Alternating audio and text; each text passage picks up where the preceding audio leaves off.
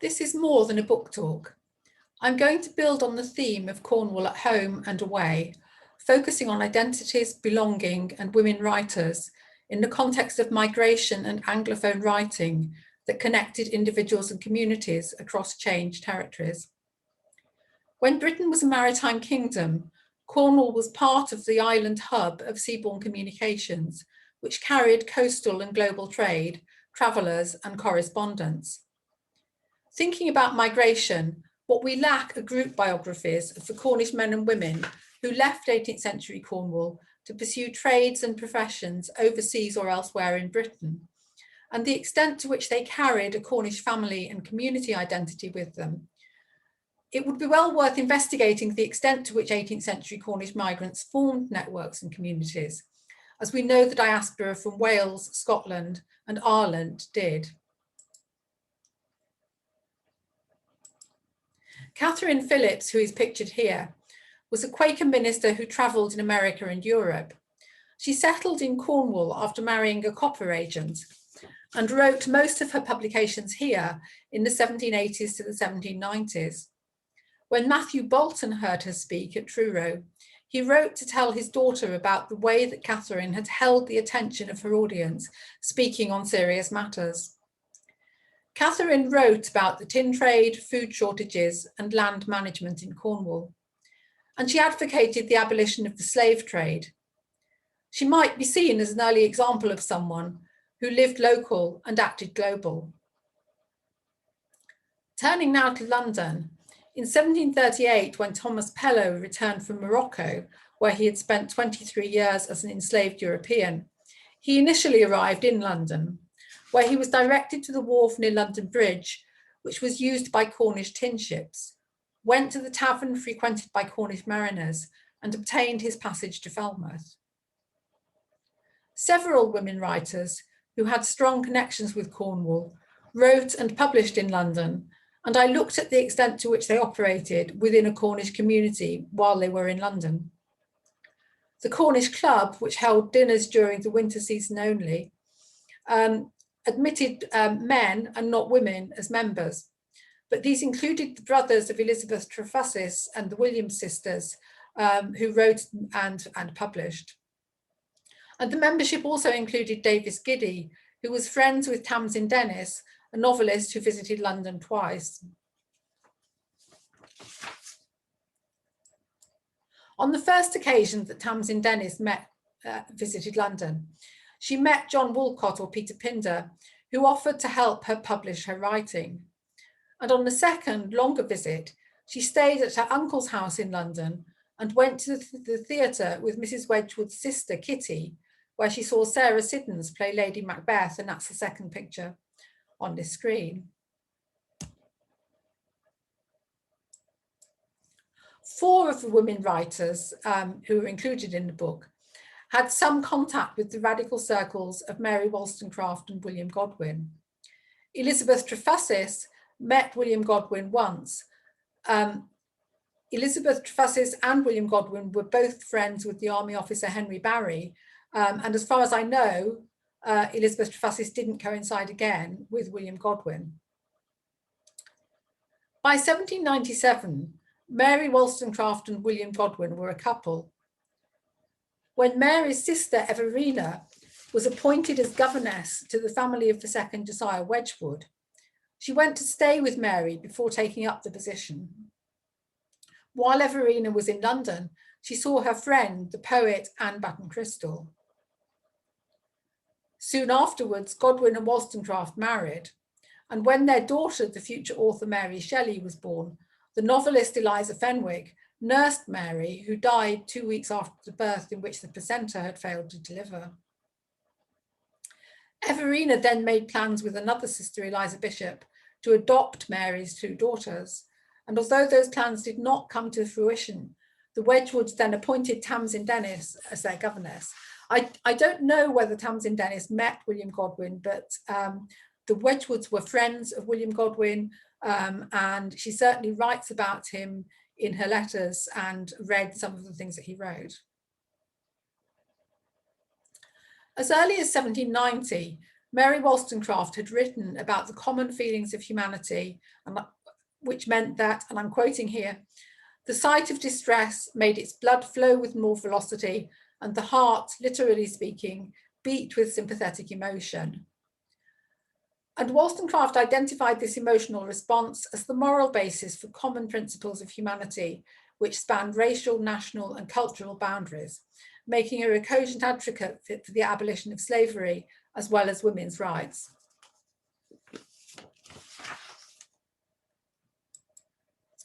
Eliza Fenwick's novel Secrecy followed Wollstonecraft in contrasting the conduct of the educated, rational Caroline with that of the heiress Sibella, who had been secluded from society with little education and who was easily overwhelmed by her emotions. The novel was not explicitly set in Cornwall, but the hermitage on the rock and some aspects of the storyline had similarities with places in Cornwall and actions of the Eliot family of Port Eliot and their fashionable interest in Gothic renovations at that time.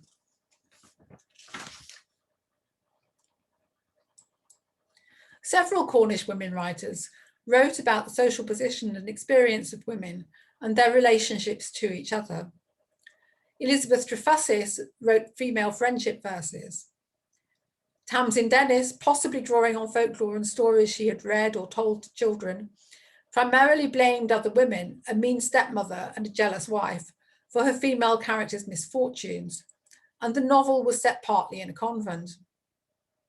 Lanherne, which is pictured here, where the convent opened in 1794, I think intrigued some women in Cornwall.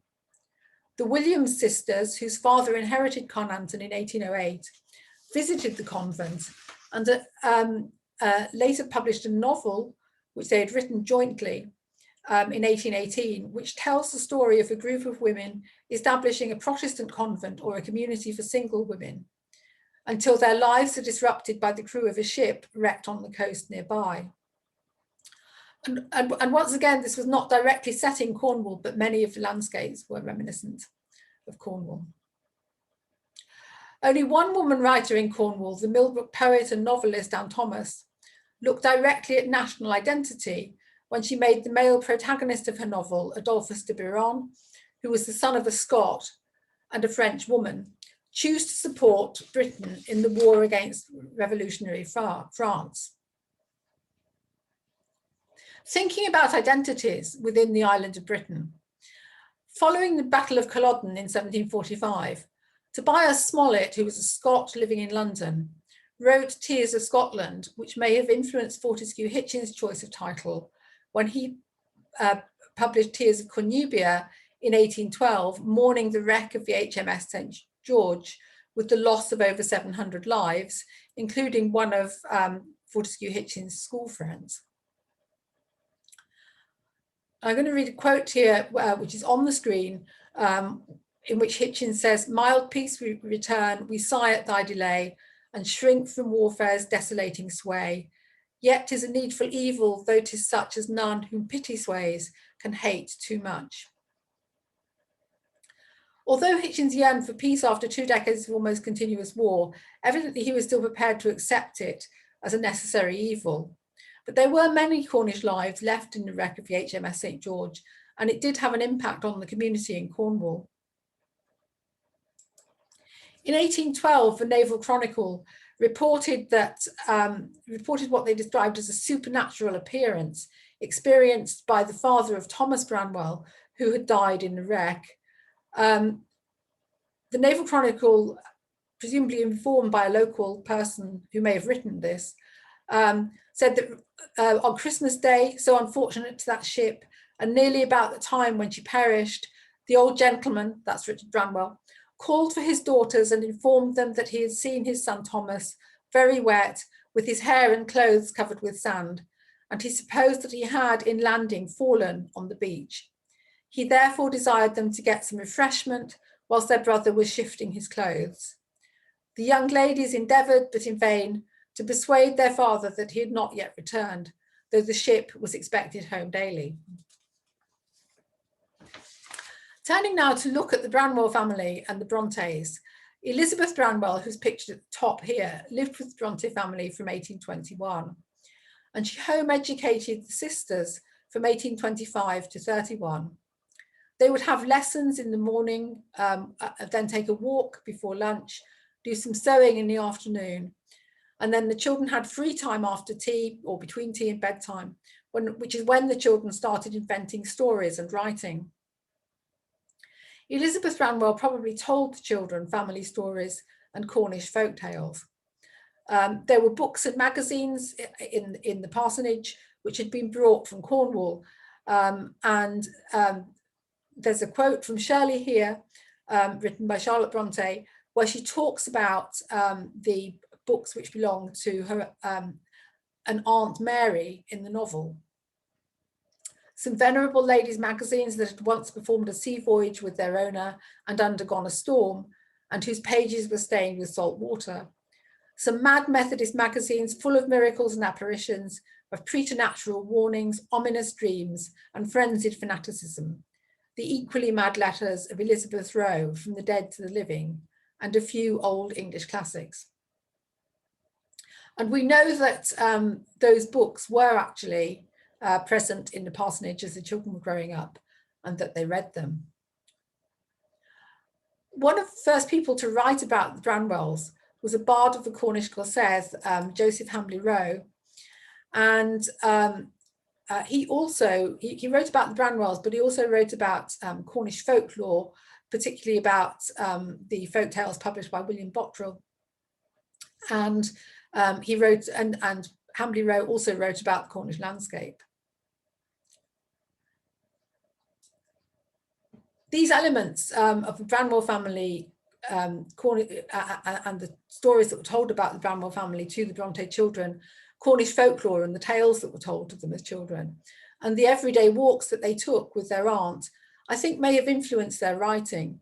And there's a quote here from what Hamley Rowe said about the landscape in Cornwall in connection with the folk tales of William Bottrell. Hamley Rowe wrote that the very spirit of all that we think of as old Cornwall is a narrow winding lane of high moorstone hedges, topped with many an obscuring furze bush and bramble, through which, with a glance over every gap and an excursion over every stile, he, that's William Bottrell, leads us into this magic country. No one who has once reached it has any doubt at all of its reality. It is home. And I think that what Hamley Rowe is writing about here is a liminal experience of the landscape, the way that it can be a threshold to imagination, to memory and myth, and to history, and possibly to a spiritual awareness. And that was echoed by the Brontes in some of their writing. And I'm thinking particularly here about the role of the landscape in Wuthering Heights, for example.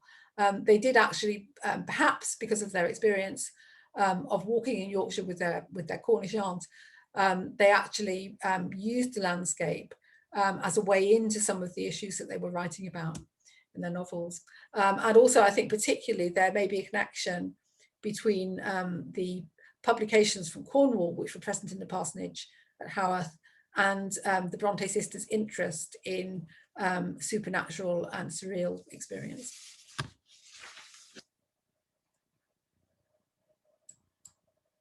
Moving on now, there were 4 Cornish women who were friends in Truro, who were all published authors. The Michel sisters were granddaughters of the doctor Thomas Michel, and they spent some years living in Lisbon as children, where their father was an admiral in the Portuguese Navy, and then returned to Cornwall. Both the Michel sisters married men who were members of the Wood family, so in adult life and as authors, their surname was Wood. Emma, as Lady Wood, started writing only when she was aged in her 60s, and she published a total of 13 novels in her 60s and 70s that were mostly set in Cornwall. Jane Louisa Williams was also a novelist who published a novel initially with her sister, who's pictured here, but Louisa mainly wrote historical novels by herself through her life. Louisa's sister Charlotte and Maria, Anna Maria Michel was known as Maria. So Charlotte and Maria were close friends. They both married in 1815, and they wrote letters to each other after Anna, who wrote poetry, moved to Kent with her husband, and they did correspond about writing, and they also corresponded about their experiences. Those letters on both sides were edited and published. Maria's letters were edited and published by herself after Charlotte had died, Charlotte's letters were edited and published by her friends and family after her death. Looking now at Charlotte Champion Pasco, she corresponded with Walter Scott about Cornish folklore in 1811. It was Scott who introduced the sisters to his publisher Archibald Constable, who published their novel Coquetry in 1818, and that novel was published anonymously. In 1861, Charlotte Champion Pasco used a pseudonym when she published a dialect ballad and song, One and All. It's possible that she was a composer as well as a writer. What's pictured here is a manuscript sheet of music from the copy of One and All in the National Library of Wales.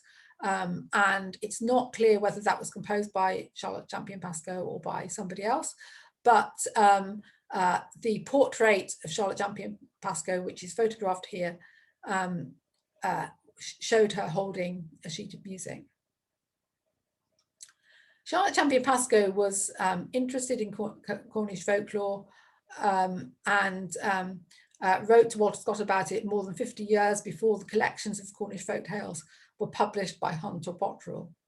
And she was interested in comparisons between Cornish folklore and other Celtic folklore, which is why she wrote to Scott, who compared it to some of the Highland folk tales that he was interested in at the time.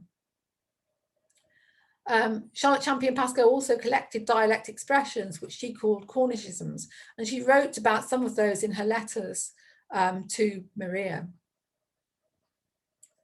Through her letters over decades to Anna Maria Wood, Charlotte provided an honest picture of community life in St. Hilary in the 1830s to 40s. She was writing to a friend, and she wrote about both pleasant things and but she also actually wrote one 4-page letter about an incident of domestic violence in which she expresses her anger at the fact that as a vicar's wife, there was very little that she could actually directly do about that. So it is a very honest and full picture of community life in St. Hilary, and if that's of interest, it is worth reading. Thank you very much.